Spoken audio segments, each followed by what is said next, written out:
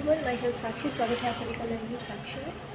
आज हम प्रश्न संख्या 7 देखेंगे, जो है मस्तिष्क विप्लव से आप क्या समझते हैं, इसकी विशेषताएं, गुण, दोषों एवं सुझावों का वर्णन कीजिए। तो चलिए देखते हैं मस्तिष्क विप्लव ब्रेन स्टॉर्मिंग क्या है।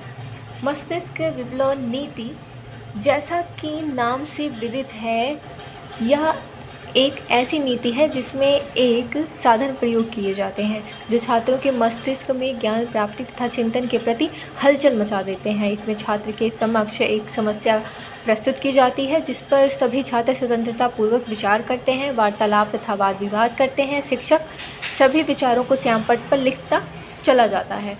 वाद विवाद और चिंतन तथा वार्तालाप करते करते एक ऐसा बिंदु यह अवस्था आ जाती है जब छात्र एकदम समस्या का हल कर देते हैं।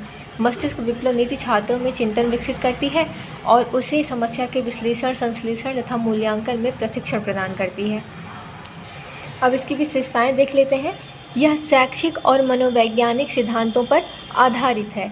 यह भावात्मक तथा ज्ञानात्मक पक्षों के उच्च उद्देश्यों को प्राप्ति में सहायक सिद्ध होती है। छात्रों को चिंतन तथा समस्या समाधान करने के क्षेत्र में उत्साहित करती है। छात्रों की सृजनात्मक क्षमताओं का प्रयोग करती है। सामूहिक चिंतन तथा वार्तालाप इस विधि में अधिक मूल्यवान विचार प्रदान करते हैं। यह छात्रों को स्वतंत्रता पूर्वक सोचने के लिए प्रेरित करती है। यह शिक्षण की सृजनात्मक शिक्षण नीति है तथा मौलिक विचारों को बढ़ावा देने वाली है।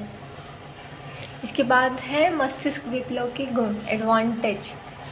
इस व्यूह रचना के द्वारा छात्रों में तर्क वितर्क, विचार विमर्श, वाद विवाद आदि योग्यताओं का विकास होता है।